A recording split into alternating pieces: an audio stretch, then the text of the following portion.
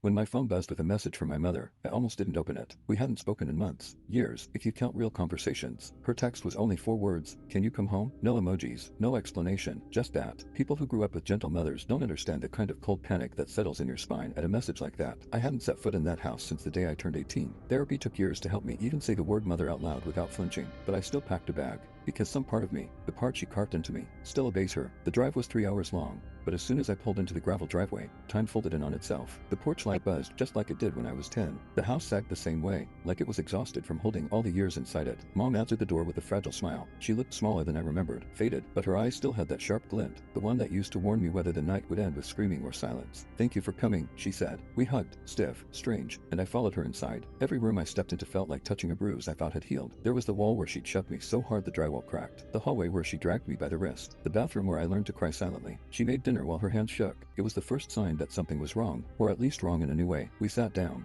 She kept fixing my napkin, straightening cups, fidgeting with anything she could touch. Finally, she exhaled shakily and said, I'm glad you came. I've been thinking about the past. I froze. She'd never acknowledged it. Not once. Not even after I left. Her fingers twisted around the edge of her plate. I know I wasn't a good mother. A memory cracked open inside me. The sting of her nails, the heat of her breath when she screamed too close to my face. You were doing your best, I said automatically. The condition script, the survival answer. She flinched. No, I wasn't. The confession hit harder than any slap ever had. She kept talking, halting, trembling, about her rage, how she felt like something was inside her, moving through her, controlling her hands before she could stop herself, how she'd sit outside my room afterwards, hating herself. I didn't know whether to believe her. I didn't know if I wanted to. When she whispered, I hurt you. I broke something in you. Something inside me cracked. I heard myself saying, I lived in fear of you. She cried, real, shaking sobs. For the first time, the house felt still. Listening, we cleaned up in silence. She gave me clean sheets for my childhood bed. I lay there long after she went to sleep, staring at the ceiling, replaying every word. And then, sometime after midnight, I woke up gasping. Something was wrong. My arm was wet. I turned on the lamp. Blood smeared across my sheets. Thin red trails ran down my forearm. Then I saw why. My scars were opening. All of them. The thin white lines along my ribs, the jagged ones on my shoulder, even the faint ones behind my knees. They opened like fresh cuts, slow and deliberate, bleeding as if they had been waiting. Pain pulsed through them, not sharp, but deep, ancient, like a memory forcing itself back into flesh. The house creaked. A long, bending groan, too heavy to be settling wood. Something moved in the hall, slow steps dragging across the old floorboards. I wrapped my arms with shaking hands, but the gauze soaked through instantly. I tried to breathe quietly, like I used to. The doorknob trembled, not turning, vibrating, like something on the other side was breathing against it, or pressing its forehead to the wood. The house exhaled. I sat frozen until the sun rose, my eyes locked on the door, waiting for it to open. Mom knocked gently sometime around 7. Breakfast? She asked through the door, her voice soft, but the knock wasn't cold. It was warm, like a hand had just left it. And